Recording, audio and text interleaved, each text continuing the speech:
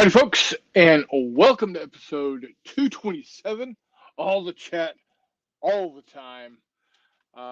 Don't know how long we're going to go again tonight. Reese is hauling cattle. He's moving more head of cattle than there are people in the town that he's moving the cattle from. Uh, so he is not going to be with us tonight, unfortunately. I have not heard from McMurray. He may or may not show up. I don't know. But um, what we will discuss is what I played last Thursday night over at my buddy Doug's house. It is a game called IADS, which stands for, oh, hold on. It stands for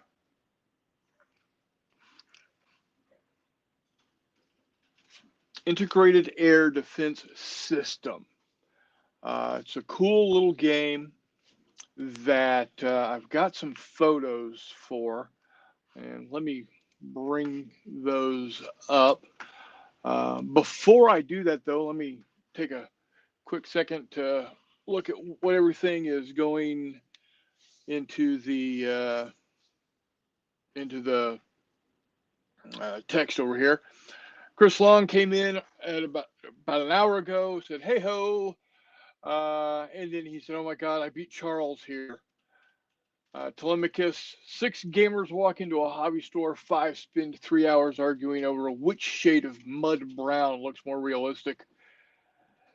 The sixth quietly buys all the paints on sale, the last box of miniatures, and the table they were arguing over. Moral: the true strategist doesn't win on the battlefield; he wins at the checkout. Charles says hello. Walkabout Games is back. Hey ho again, and Pavel, that's Forrest. He actually is the one who ran the game for us last Thursday. He's part of that gaming group that I've got running over at our buddy Doug's house. And then another Doug is here. How you doing, Bunkhouse? Glad you can make it. Um, so let me get my photos up here. Um, so first off, uh, if you go to IADS the game, IADS thegame.com, you can actually download the rules on how to play the game. It's a brief PDF of about 20 pages. It also gives you instructional briefings, learn how to play the game. It also includes some house rules, a place where you can pick up beautiful maps, and you'll see some here in just a second as soon as I stop yapping and pull up my photos for you guys. And even a link to uh, a navigational dividers compass, which is pretty cool. All right, so let me go ahead and pull these up here real quick. So we can see what we can see here. Um, yeah, and Forrest says there's even a drinking game version. Like I said last week, my understanding was this was created by I believe, a current member of the United States Air Force whose job is integrated air defense, and the the components of the game are the size of beer coasters. So you can, you could play with, these cards at a bar with, you know, keys and packs of cigarettes and whatnot, and cell phones on, a table or on the bar. Uh, so yeah, U.S. Air Force Defense officer stationed at the Pentagon. So yeah, it's pretty cool. Let me go ahead and pull up these photos. I didn't get a whole lot of them because I was so enthralled with the game. You learn it really quickly. Uh, it's really I like it a lot.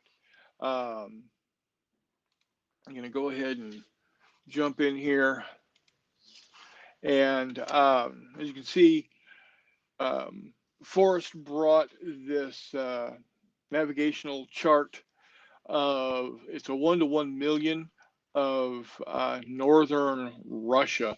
You got I believe that's the Kola Peninsula there, uh, and he set it up to.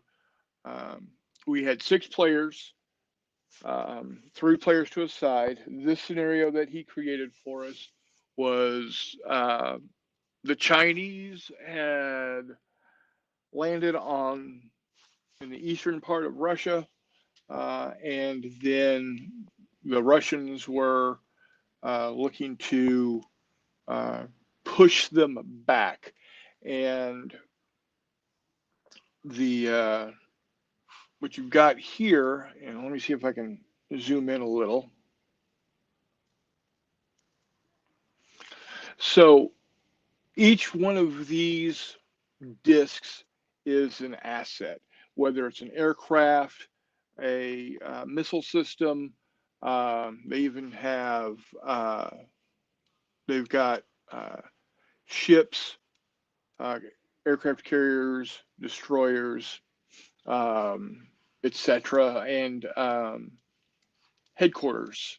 Uh, and what we were given, we were told that we had to deploy behind the 48th uh, meridian. Hey, Mike, how you doing today? Um, so yeah, we could not deploy west of the 48th meridian. They could not deploy east of the 48th meridian. So each of these colors represents a different player. I was blue. My counterparts were yellow and green. We were going against the forces of orange, red, and purple. So what happens is in a normal game, um, each player is dealt out, I believe, six 6 or 7 cards, if I'm not mistaken. And you look at your cards, you choose one to keep, you set it down upside down, and you pass your cards to your opponent. If you've got multiples, yeah, Forrest's hypothetical scenario where Russia was doing so poorly in Ukraine, they asked China to watch the northern border in exchange for mineral rights. China had later decided to take advantage and attacked. There you go. So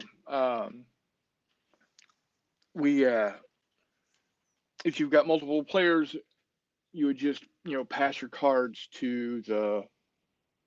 I guess you'd pass your cards to the left or to the right, whichever you want to go.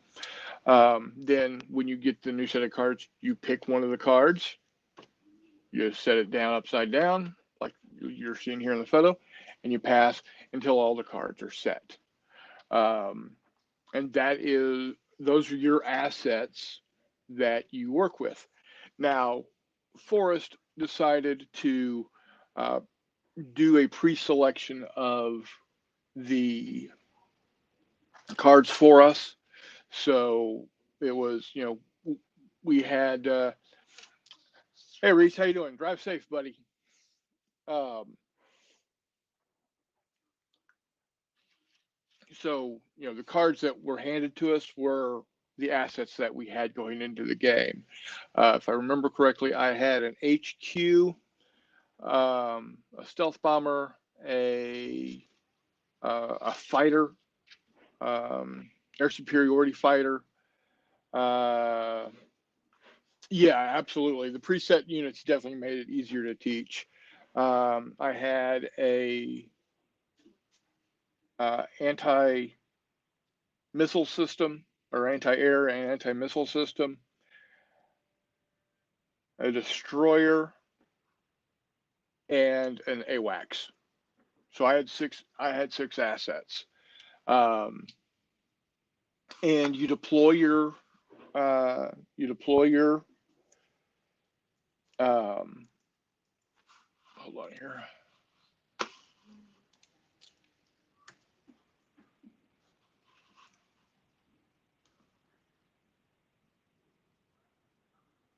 So you deploy your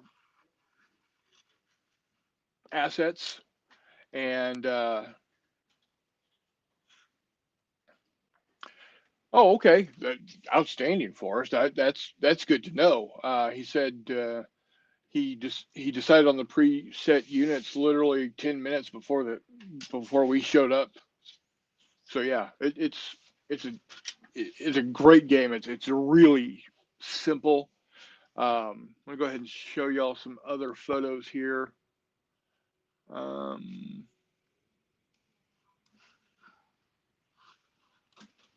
why are you not?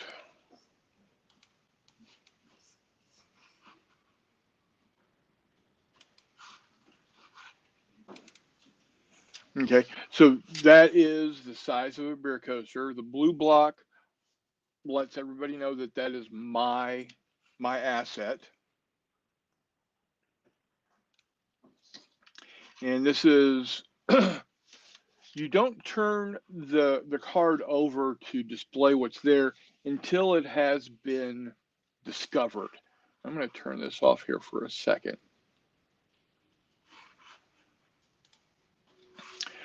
So you'll see here in the lower right hand corner,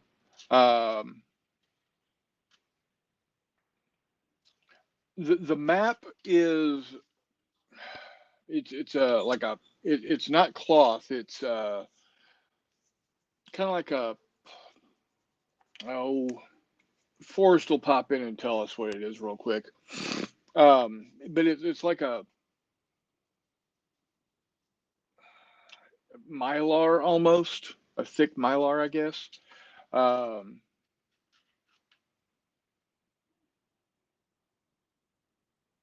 so yeah, like I said, Forrest will pop in here pretty quick. But you can see down here in the lower right hand corner, we've got my HQ. Now, the mountains do, the terrain uh, does block line of sight and that type of thing. So that is important. Maps are come in paper or polypropylene. Okay, there you go. The Tyvek maps were sold out. Oh, there you go. Um, this was a polypropylene map. It was really nice. It laid flat. There was no issues with curl or anything. Now we did have some weights down on the side just to make sure, but it was nice and smooth. So on each card, you've got the name of the card, what it does, and then over here are its attributes. So it's got your attrition points, your defense, agility, if it has it, um, and any special rules, and then actions. Each activation allows two actions. Now, in this situation, the headquarters can do the same action each turn. Now, when you look at, so for instance, like the AWACS here, let me see if I can scooch in on that. You'll notice on the AWACS that um,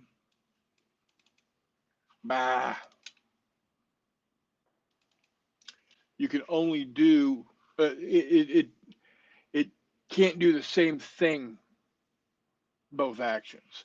Um, let me see if I can scroll in again without it being too.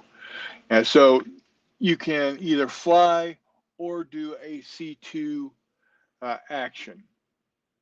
what a C2 action is it's a command and control action where I activate that aircraft, and for that C2 action, I can activate up to however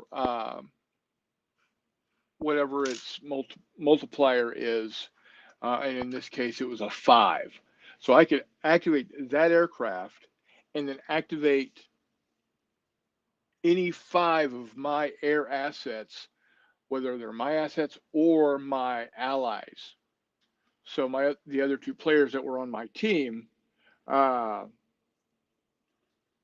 were able, I was able to activate their aircraft as well. So it's a really powerful um, card, because each turn you get to activate one of your assets, and you do that by putting your finger on the asset you're going to activate. Um, right, like Forrest said, it's important because you can normally only activate 1 unit per turn. And yeah, AWACS allows for expanded assertion for power. Now, another thing you can do is you'll see how these 2 are laid on top of another with a single blue block. That means those 2 assets are in formation. They're actually 2 aircraft flying in formation. One is the stealth bomber. One is the air superiority fighter. And so when I went ahead and activated the AWACS, I could then activate both of these aircraft together as a single aircraft. And then that gave me 4 more activations I could use on other aircraft. Let's see here. Okay.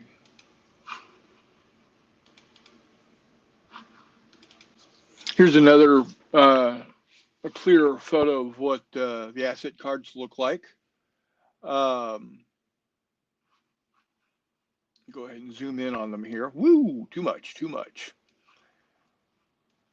So for instance, this is an advanced SAM. It's a surface, it's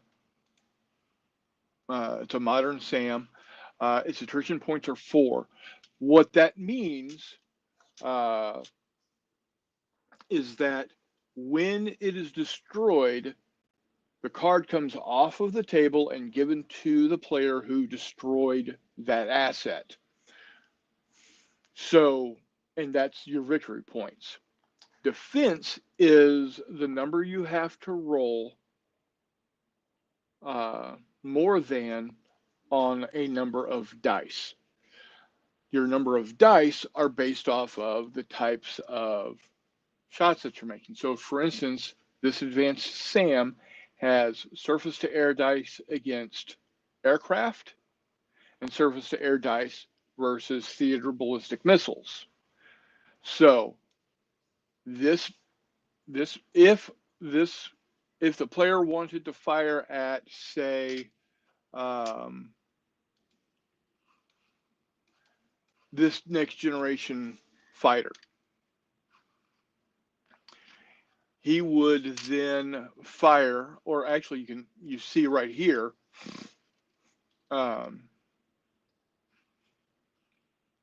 no, you don't see it right there. Never mind. They could fire up to 4 missiles with each die rolling 3 dice. So if this advanced SAM was going to want to fire against this next generation fighter, the player decides how many missiles they want to use. Now, if, for instance, like this fighter here, you'll notice how it does not have a reload option on one of its actions. The only way for it to be able to get more missiles once it uses all of its missiles or bombs, it has to fly to a headquarters that has air operations as one of its actions. So, air to air shots, it's got 4 missiles. Air to surface shots, it's got 3 bombs or 3 missiles. Um, the this advanced SAM here and the surface strike missile, um, they both have reload. So once they fire, they can take an action to reload if they want to. So if this advanced SAM wants to, they can take 4 missiles, and they would take 4 yellow blocks, like kind of like this green one, but yellow, and place it on the target. He would then pick up, if he wants to shoot all 4, he would pick up 12 D6s, roll those D6s, and as long as you get more than 9 on that D6, on those D6s, total up the pips or total up the numbers, it's destroyed. The only thing that has multiple hits are, if I remember correctly, the headquarters assets. I think maybe the aircraft carrier had multiple. I could be mistaken. I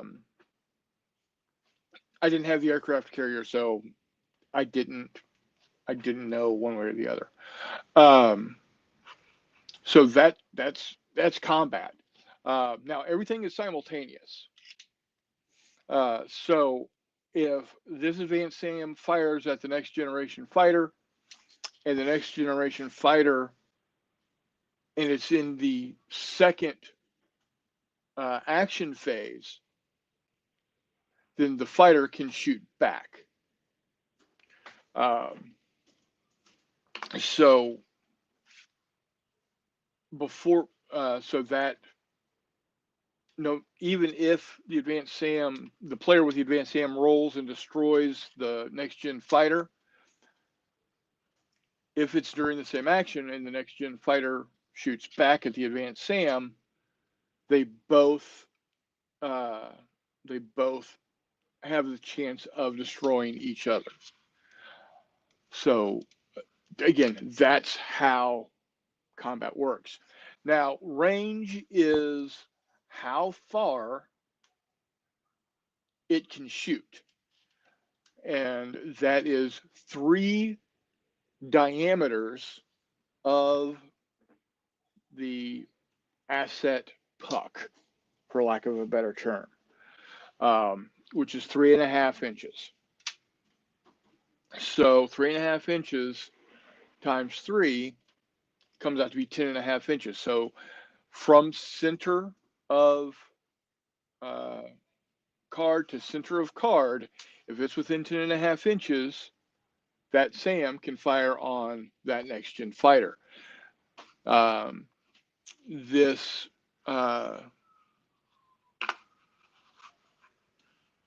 the surface strike missile only has a range of 2, so it can only fire to 7 inches center to center of target.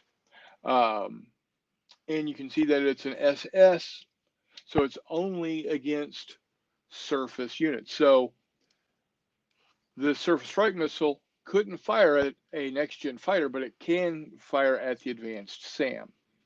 And if it rolls on, if it fires both missiles onto the advanced SAM, or it's 3 missiles with 2 dice each, it rolls 6 dice.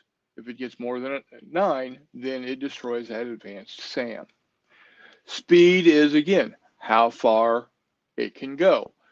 The next gen fighter can go 10.5 inches.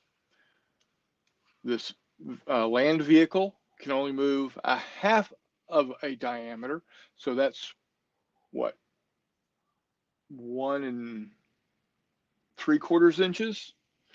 So, obviously it doesn't move very fast. Um, and then it has agility 12. And Forrest, I completely forgot what agility does. Um, if you can remind me what that does, because I'm completely blanking. While we're waiting for that, they can also have special abilities. So, for instance, the Advanced Sam has Home on Jam and TBM Defense.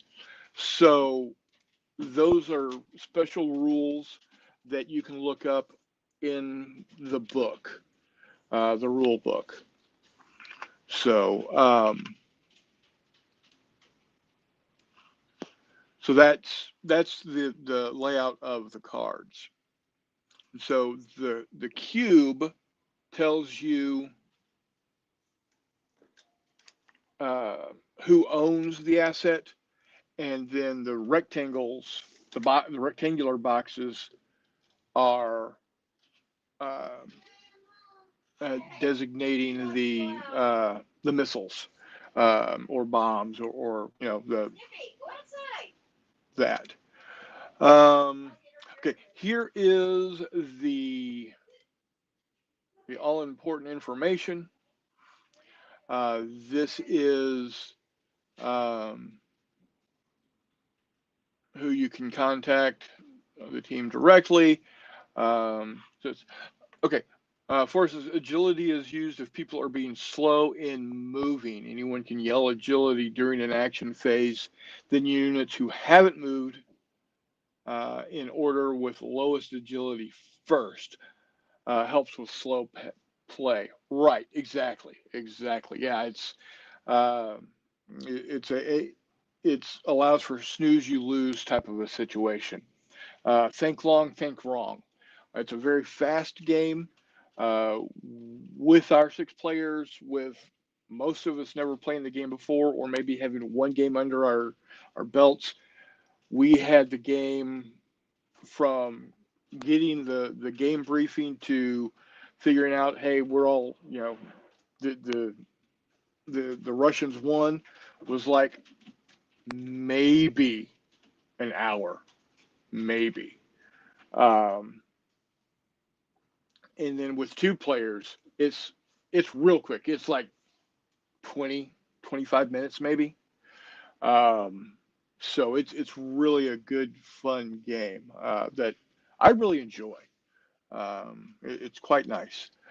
Here's more of those of the cards laid out. Now, the thing to also understand, you'll notice on some of these, uh, yeah, and that was with one player playing pretty slowly.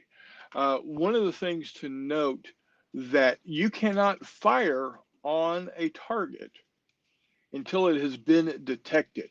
So you'll notice on these 2 aircraft here, um, the first action I can only do is fly. I don't have to take that action. I can sit right where I am if I want to. Um, but during the first action, I can only fly. The second action, I can fly or detect or shoot or join a formation with this particular aircraft. You'll see up here with my distributed missile launcher system, it only can shoot and move. It can't detect. So to be able to utilize its surface to air missiles against aircraft, they have to be detected before I can fire. Now, once I shoot, I can't reload because it does not have a reload action. So, um, looking over here, you'll see that all all 3 of my assets are detected.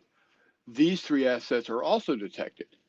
Now, if it is in range, I could fire my anti-air or surface-to-air aircraft missiles at either one of these targets.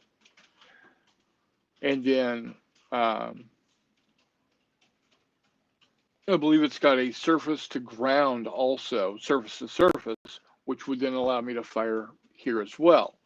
Now, another point to make is, let's say I really want this multi-role fighter to go away.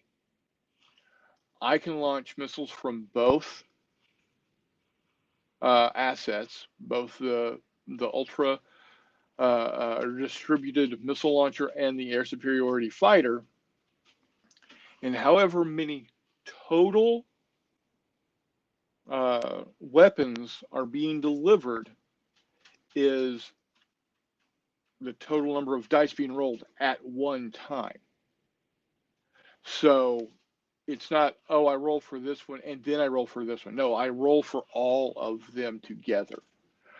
So if I decide to fire both missiles off of my air superiority fighter, and I believe it's both,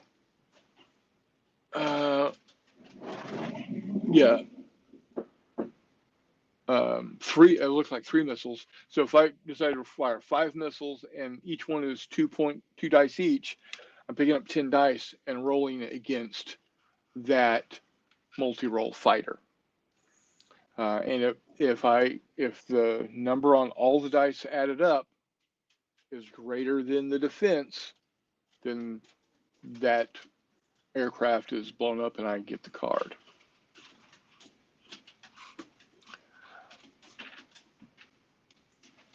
Let's see here. Oh, so they had a theater ballistic missile. It came in and they're pretty devastating. If you look, you'll notice that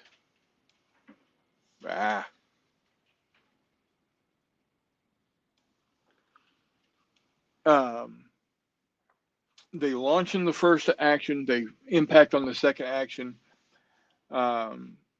They have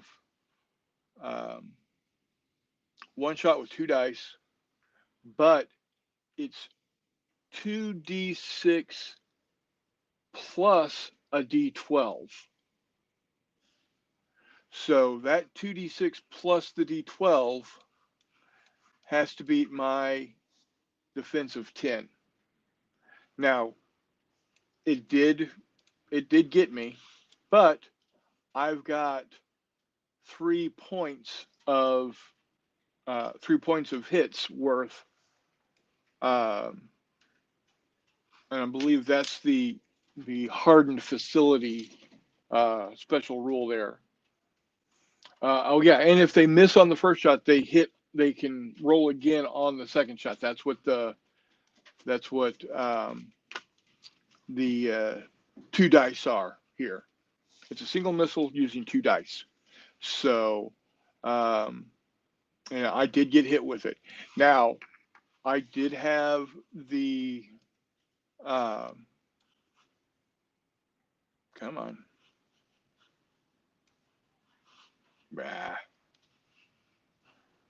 I did have the ability to attempt to shoot it down with this guy right here, because it does have that surface to air dice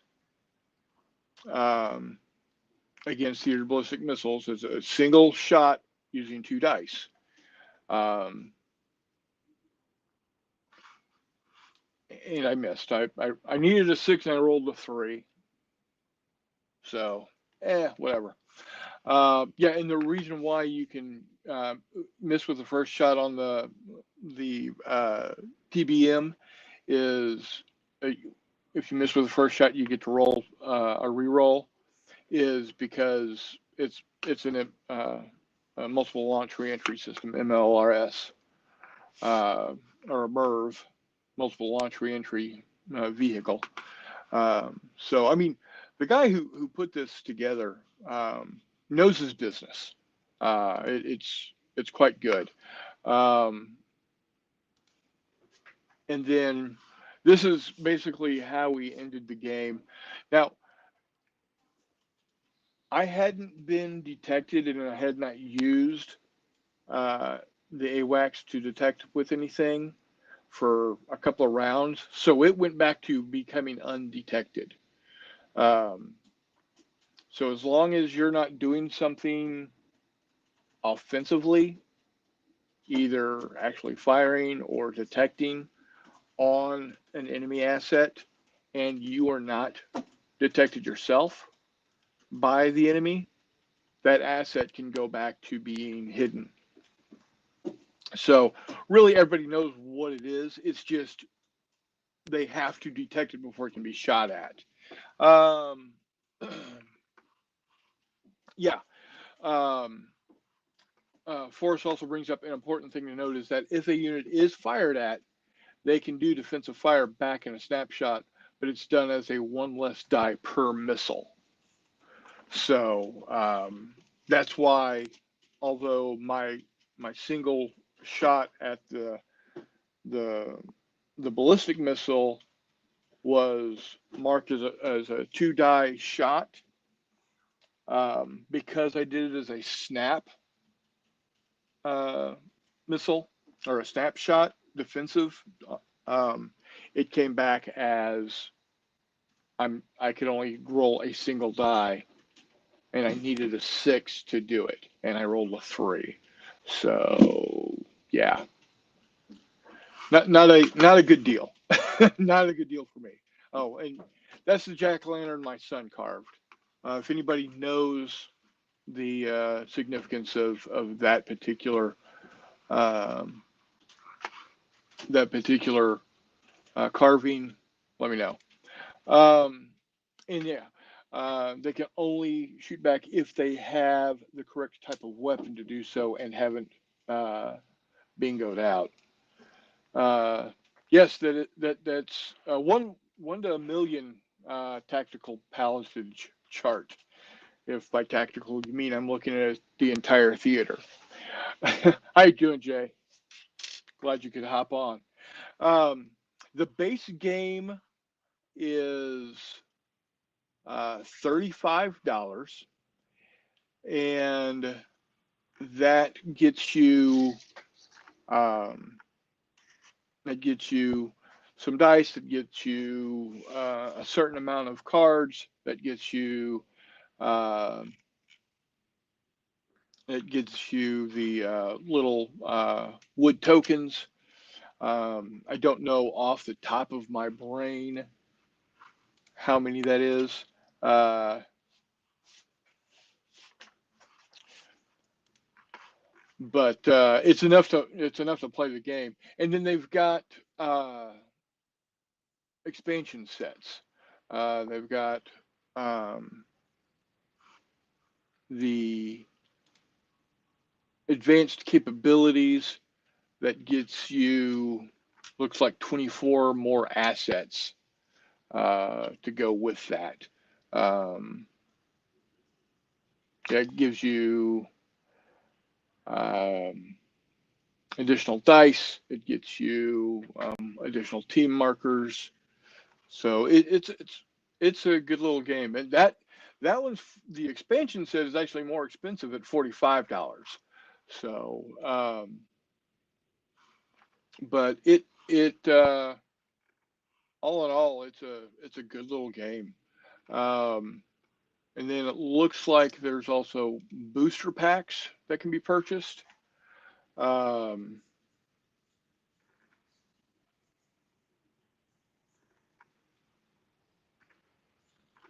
so like there's advanced fighter booster pack. It's a pack of 12 advanced fighters. You get 4 air superiority, 4 multi-role, 2 electronic warfare, and 2 collaborative RPAs. Um, so it's that's available for purchase at the Game Crafter. So that particular looks like that particular booster pack was $9.99. Um, and it looks like all of the booster packs that they have are $9.99. Um, so yeah, it's a looks to be a good game. Um, Forrest says base game is enough for 4 players. Expansion has more cards and allows 2 more players. Lots more cards in the expansion. Boosters are if you want specific types of units. So there you have it. Um, it's on my Christmas list. It's a lot of fun. I enjoyed it. I definitely hope to have a chance of getting it again. Yeah, actually, Mike, I will actually link the website there for you.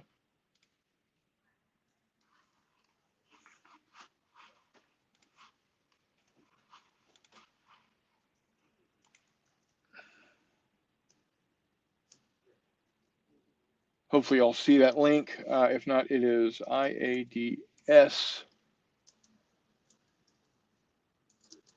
the game.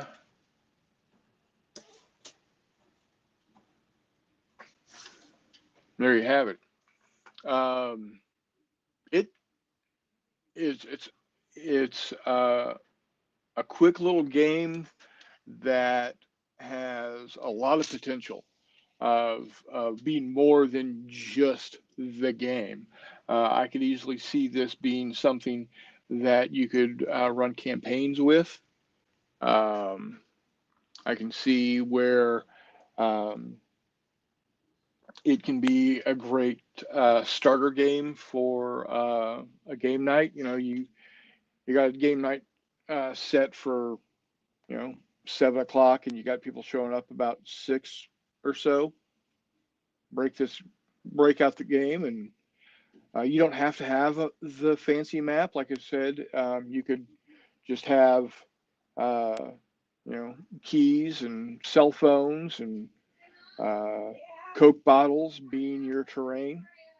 So it's not a bad thing at all. Uh, no, the game expansion does not come with the maps. Like I said, you don't need the maps to play the game. It's just makes it more visually appealing. Um, so, and really any air navigation map that you have would work. Um, Forrest says it's being played at the War College, and I'm going to be teaching it to the road professional wargamers at Fort Leavenworth because they've heard about it. There you go. It is actively being used by our military. The maps are from the Eastview Geospatial. Yes, and there's a link to their website from the games website. Um, yeah, Army professional war gamers. There you go. Um, yeah, Road Army, whichever. Um, but yeah, it's quite nice. Um, I enjoyed it a lot, and Forrest, I appreciate you bringing the game and in introducing it to us. It was quite nice.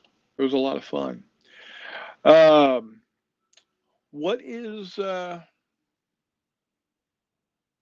if you got any more questions about the game, throw them on into the texter. If I don't know the answer, I'm sure Forrest will be able to answer that for you. But go ahead and move on to some other things. Uh, in a week and 2 days, we've got Tacticon here in the KC metro area. Quite a few of us are planning on running games. I'm running my Ocean Thunder Battle Surigao Strait scenario. It's at Saturday at 11 a.m. if I remember correctly. Doug Pappert is running his Canvas Eagles game. I believe it's at 9 a.m. on Saturday. The Baron, Mr. Wiley, will have on Friday evening, is going to have Battlesuit Alpha, and all day Saturday he's going to be running um, the steampunk rules. So there's a lot going on. It's a great time if you're in the area. If not, maybe you can make it next year or the year after that. We're planning on having it be around for quite some time. Uh, yeah, the game's been out for quite a while. So 2019, so what, 6 years? Um, I I've really enjoyed it. I really enjoyed it. Like I said, it's on my Christmas list as to what I want. So, um, is what else is going on? Tomorrow headed over to play with the guys, um, Doug and the gang. I believe we're doing a Ancients game, if I'm not mistaken. I could be wrong. And then 2 weeks, 2 weeks from now, or next week, I should say, 2 sessions from now, um, we're going to be playing Micro Armor again. So Brad Jensen is going to be doing a Micro Armor game. I want a hot dog. Yes, yes, Jay. I know. I'll get nothing unlike it. Um, so, is Chris Long still in the house, or did he go eat lunch or dinner or what have you? If you're there, I've got a question for you regarding a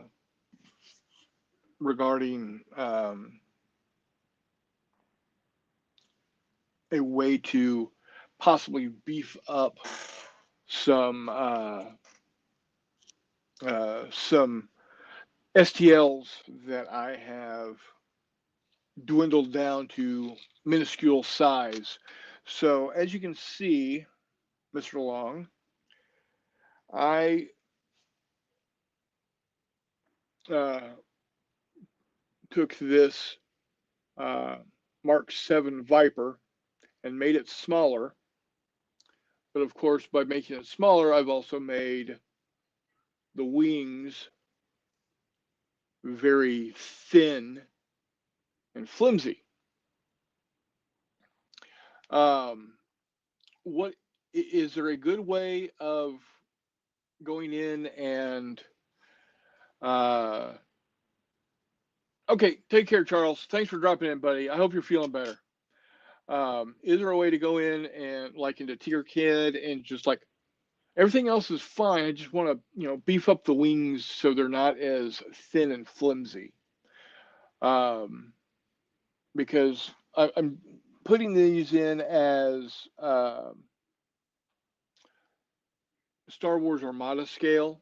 So as you can see,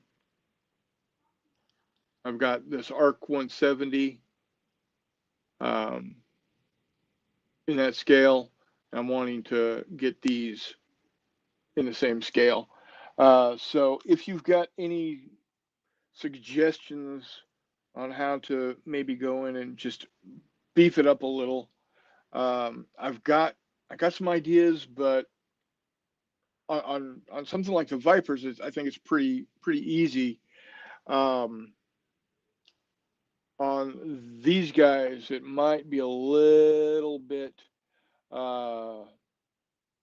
little bit more difficult. Okay, so you just went in and added thickness on the underside of the wings and Seeker Cat. Okay, that makes sense. I got to give it a shot. I like the scale I have them in. Um, I don't like the thinness of the wings, um, because primarily when I take the supports off, they do that. So, but I also I went in and I found a Falcon Grav tank of some permutation and just set it on the build plate to be chopped off, so it'll sit on the base like this. Because then I'm going to bring this guy and put him in like he's standing on top of it. Um, because when I put his legs on, it looks like he's looking down at something, and I want him to be more up like that. So he's going to stand uh, stand on top of the Falcon Grav tank, which is quite nice because a buddy Chris Copeland has a crap ton of these in epic scale. So when I place this guy out, have a bit of intimidation factor. Um, no, I'm not curing before I remove the supports. I'm using hot water. Once that runs through the alcohol bath, I run it through some hot water to soften up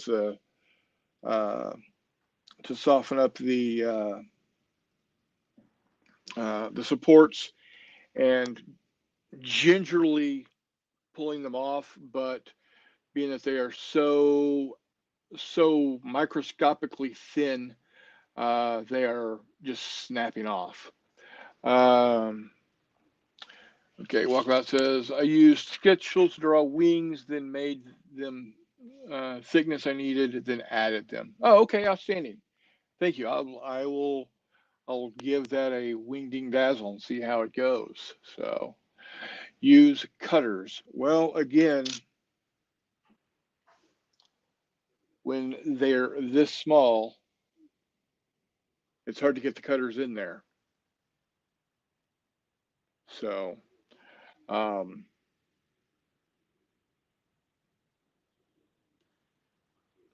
yeah, I don't just, roar, Hulk smash. I do gingerly, pull them up when they're attached to thin stuff. I do gingerly do my best to pull away from the uh, the support from where it's attached at where it's attached. Um, if I could find some really small. Wait a second. I might see if these guys will work. Cuticle cutters. That might work. That might work. That might be thin enough to get in there and do what I need to do. A monofilament tool. Yeah, yeah. Um, but anyway, that's what I got going here. Um, I am gonna have to. I did, looking at the different wikis and whatnot.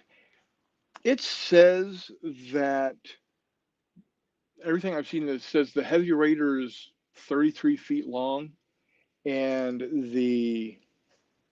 um, the new Cylon Raider is 29 feet long, but that does not look right to scale at all. I think this needs to be much bigger. I'm thinking probably 50% bigger. So instead of 33 feet, it would work out to be what, about 48, 49, maybe 50 feet. That seems to be more to scale, because the thing is supposed to be carrying quite a few Centurions.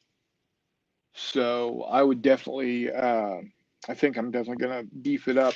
If nothing else, just to make it look uh, make it look right, even if Yeah, like I said, it's off.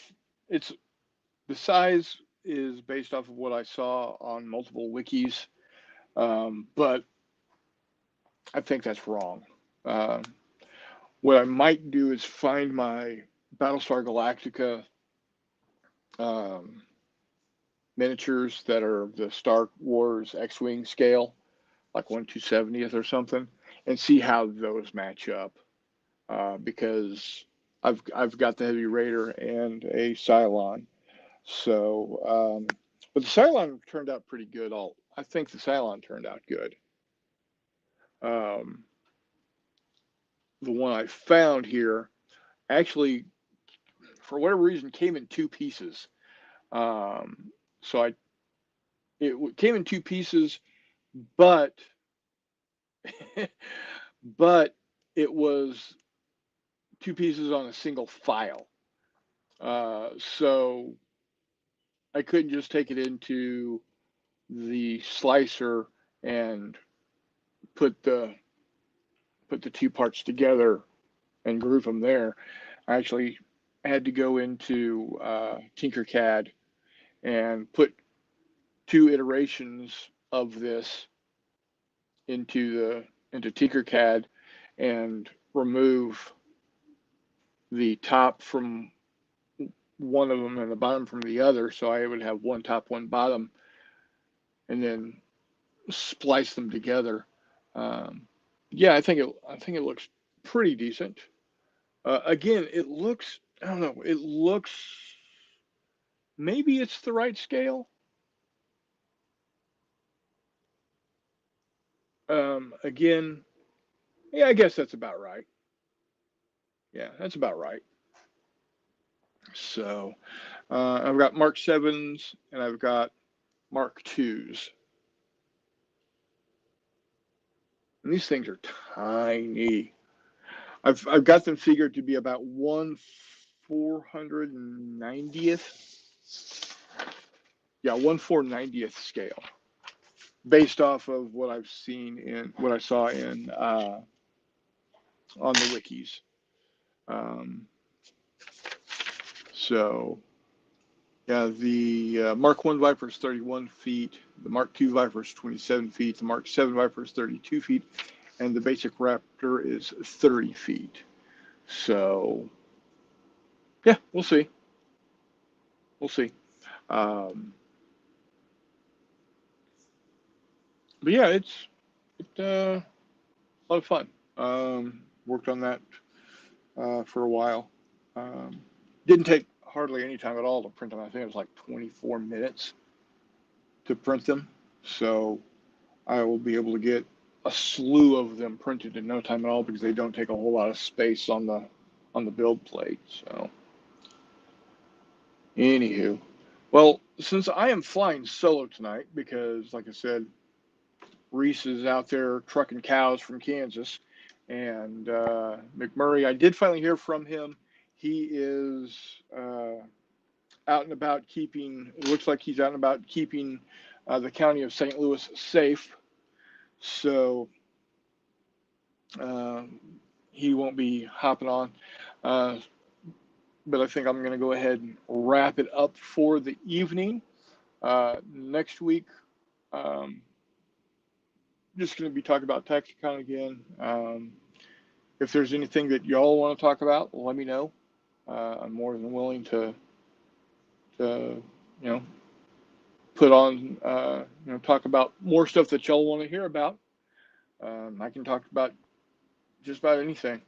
Um, so, and like I said, we got Texicon coming up in a week and 2 days. It's going to be fun. So until next time, we will see you on the flip side. Take care. See you, Polly.